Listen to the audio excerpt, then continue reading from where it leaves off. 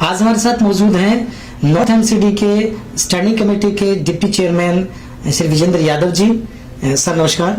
नमस्कार सर, अभी निगम के अंदर ज्यादातर देखा जाता है आम आदमी पार्टी के नेता लोग ये बोलते हैं कि एमसीडी हमें दे दीजिए, निगम हमें दे दीजिए, हम चलाएंगे। तो इसके संदर्भ में आपका क्या कहना सर?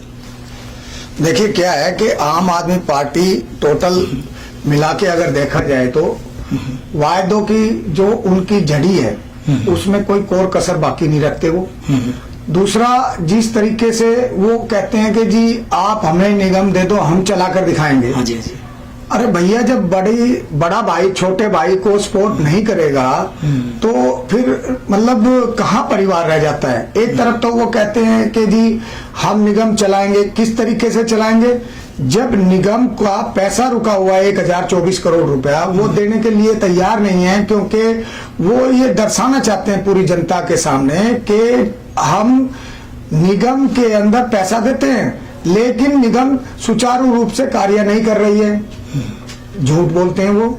उनके द्वारा जो पैसा देने का वायदा तो किया जाता है लेकिन वो पैसा दिया नहीं जाता है और दर्शाया ये जाता है बड़े बड़े जो एडवर्टाइजमेंट देकर, न्यूज़पेपरों में देकर कि जी हम तो निगम का सहयोग कर रहे हैं, लेकिन वो टोटल में मिलाकर देखा जाए तो वो निगम को बदनाम करने का कार्य कर रहे हैं।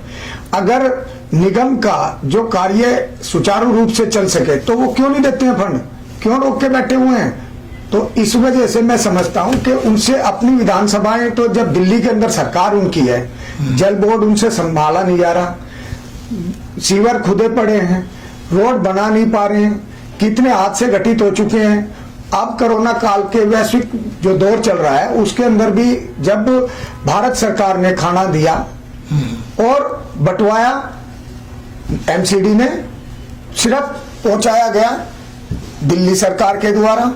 तो अगर जब कोरोना काल चल रहा है तो सभी मिलकर कार्य क्यों नहीं करेंगे? उनका हमारे ऊपर ऐसा दबाव बना दिया जाता है कि जैसे बहुत सारी कमेटियां दिल्ली सरकार की ऐसी हैं जिसमें हमारे अधिकारी जाते हैं, कमिश्नर साहब जाते हैं, डीसी साहब जाते हैं, तो उनका सहयोग वो बताते हैं कि जी अभी किराड़ी में एक जगह जल भराव हो गया था, वहां पर उन्होंने ऋतुराज झा जी ने कहा कि जी आपने जो यहाँ पर जल भराव हुआ है ये किन कारणों से हुआ है, 10 तरीके की बातें समझाते हैं, टोटल में व्यर्थ समय की बर्बादी करा देते हैं। हमारे को अभी जो है जो पोल्यूशन के बारे में डिजास्टर बनाया जा रहा है, पोल्यूशन के बारे में कहा जा रहा है कि जी इस पे मॉनिटरिंग कर एक कमेटी बना के, और उसका कौन करेगा मॉनिटरिंग? डीसी जो हमारे जोन के हैं वो उसको देखेंगे। तो उनके ऊपर पहले ही काफी लोड है। जब वो कार्य कर पाएंगे, उनको समय मिलेगा तो वो ज्यादा कार्य कर पाएंगे। दिल्ली सरकार उनसे भी कार्य लेती है, तो ये मैं समझता हूं कि समय की व्यर्थता है और दिल्ली सरकार बेकार के ढकोसले, चुनाव आ रहा है वो राजनीतिक रूप दे रहे हैं इसको। किसी तरीके से चुनाव आ रहा है तो जनता में ये मैसेज आए कि निगम कार्य नहीं कर रहा है। निगम कार्य कर रहा है। जो कोरोना काल का दौर था उसमें निगम के कर्मचारियों ने, अधिकारियों ने पूरा सहयोग किया, पूरा कार्य किया है। जो डीबीसी के कर्मचारी हैं, हमारे टीचर्स हैं, इंजीनियर्स हैं, हॉर्टिकल्चर के हैं, उन्होंने पूरा कार्य जो दिल्ली सरकार के द्वारा महामारी के दौरान जब वो बंटवाया गया सामान, तो सब लोग कौन थे बांटने वाले? हमारे सभी ऐसे कर्मचारी थे जिन्होंने उनमें सहयोग किया। तो ये जो दिल्ली सरकार है, ये केजरीवाल जी अपने निगम के चुनाव को देखते हुए सरासर राजनीति कर रहे हैं और ये सब बेकार की बातें हैं।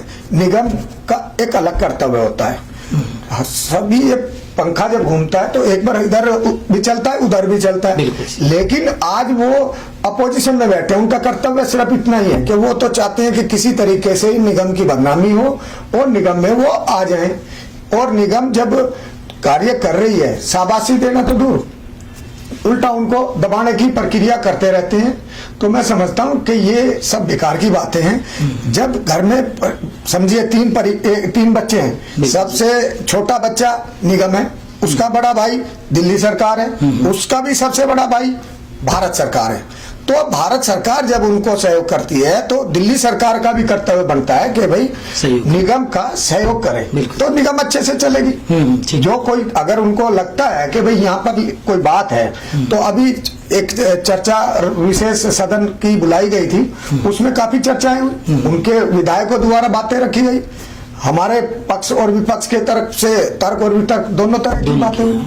तो ये सब चलता है, ये एक राजनीतिक उनकी प्रक्रिया का हिस्सा है, पार्ट ऑफ पॉलिटिक्स। सर, राजस्व की इकाई क्या है?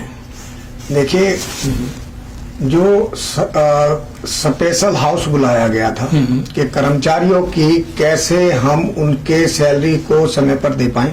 ठीक है।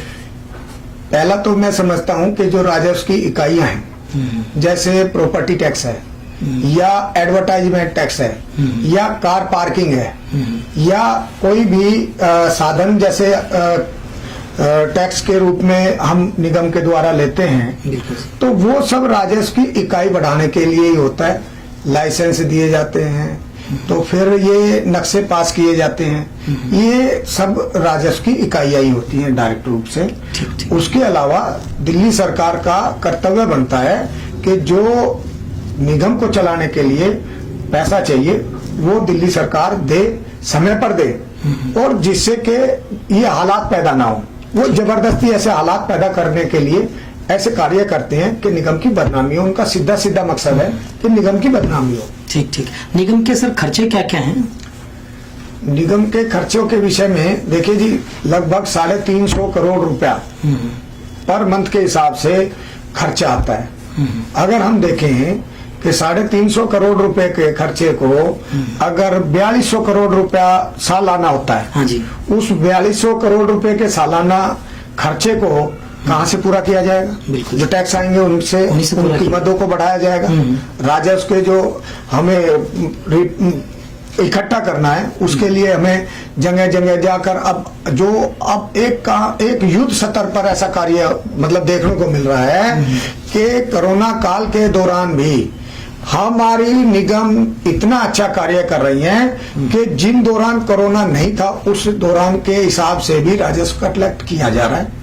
जगह जगह पर हमारे सभी जोनों के अंदर जाकर राजस्व को कैसे बढ़ाया जाए, कैसे लिया जाए, व्यापारियों को बुलाया जा रहा है। अभी नरेला जोन जिसका मैं मतलब देखरेख में रहा हूं, मैंने देखा है कि कैसे लगभग 3,500-4 हजार यहाँ पर गोडाउन होंगे जो कि गेहूं के हैं, दालों के हैं। तो उनमें हमने कैटेगरी जो उनकी व्यापारियों की मांग थी उनको समझा, उनको जो वो डिमांड थी उनको हमने माना। इसके अलावा हमने उनको कह दिया कि भाई आप टैक्स भरिए, आप जो टैक्स भरोगे तो आपको हम ये छूट देंगे। उनको भी सहूलियत मिल रही है, साथ में निगम को भी एक सहयोग मिल रहा है। तो मैं समझता हूं कि जो लगभग 1,000 करोड़ रुपया भी नरेला जोन से 3,000-4,000 गोडाउन है वहां से कलेक्ट होने जा रहे हैं। हो सकता है कि व्यापारियों का जिस तरीके से सहयोग देखने को मिल रहा है, क्योंकि मीटिंगें हुई हैं, हमारे जो साथी हैं वो समय समय पर जाकर उनसे मीटिंग कर रहे हैं कि भाई आप निगम का जो पैसा आप पर निकला हुआ है वो आप दें। अगर कोई नाला रुक जाता है तो उसके अंदर में हमें सफाई के लिए पानी छोड़ देंगे तो पाइप पास हो जाएगा। तो व्यापारियों को सहयोग दे भी रहे हैं और हम व्यापारियों का सहयोग ले भी रहे हैं। यही हमारा मकसद है कि सभी जोन में हम जाकर अपने राजस्व को कैसे बढ़ाएं। उनके जो अधिकारी हैं, अधिकारियों के साथ मिलकर मीटिंगें ले रहे हैं, उनकी एक हम फिक्स कर रहे हैं कि भैया आपने ये कार्य करके इतने दिनों में देने हैं, और अधिकारी भी इसमें पूरा सहयोग कर रहे हैं। और ये टारगेट फिक्स कर दिया जाएगा कि भाई अधिकारियों का कि आपने ये कार्य करना है तो इस समय सीमा में इतना कार्य होना चाहिए, और वो उसमें सहयोग भी कर रहे हैं। धन्यवाद के पात्र हैं अधिकारी भी। निगम में वेतन को लेकर के जो परेशानियां चल रही है सर, उसके बारे में आप क्या कहना चाहेंगे कि 6 महीने से लोगों को वेतन नहीं मिला? जो देखिए, पहली बात तो मैं आपको ये जानकारी दूंगा कि वेतन 3 महीने से ज्यादा रुका ही नहीं है। ठीक। अगर 6 महीने और 5 महीने कहा जा रहा है तो ये गलत है। कारण उसका ये है कि तथ्यों के आधार पर बात करनी चाहिए। वेतन हमारा सबसे पहला जो कर्मचारियों के जितने भी अध्यक्ष या जो उनके हड़ताल चली 27 दिन, उसमें 2 घंटे का उन्होंने जो अपना कार्य रोको कार्यक्रम किए, उनकी जो मांग रही उसको वेतन को देने का हमारा सबसे पहला लक्ष्य है। उसी लक्ष्य के आधार पर कार्य युद्ध स्तर पर किए जा रहे हैं, राजस्व को बढ़ाने के लिए कार्य किए जा रहे हैं। हम जल्द ही उनको राहत इस तरीके की देने जा रहे हैं, क्योंकि ये उनका हक है। राहत तो उल्टा हमें वो दे रहे हैं कि जो उन्होंने हमें कोऑपरेट किया है, कर्मचारियों ने लगभग 55,000 कर्मचारी हैं, उसके अलावा लगभग 20,000 पेंशन कर्मी हैं। हम लोग सभी को ये सोच के कि भाई अब जो है उनका जितना वेतन निकलता है वो हम समय पर देंगे, जिससे कि वो कार्य में अपने में कोई कोताही न बरत पाए और वो हमारे को सहयोग करें। हमारा ये मकसद अब जल्द ही पूरा भी होने जा रहा है और उनको अभी पिछले टाइम में 1 महीने का वेतन भी दिया गया इसी कड़ी के रूप में, और आगे भी उनका समय पर ही वेतन देंगे। ये हमारा मकसद भी है और हमारा कर्तव्य भी बनता है कि हम उनको वेतन समय पे दें। बहुत बहुत धन्यवाद सर।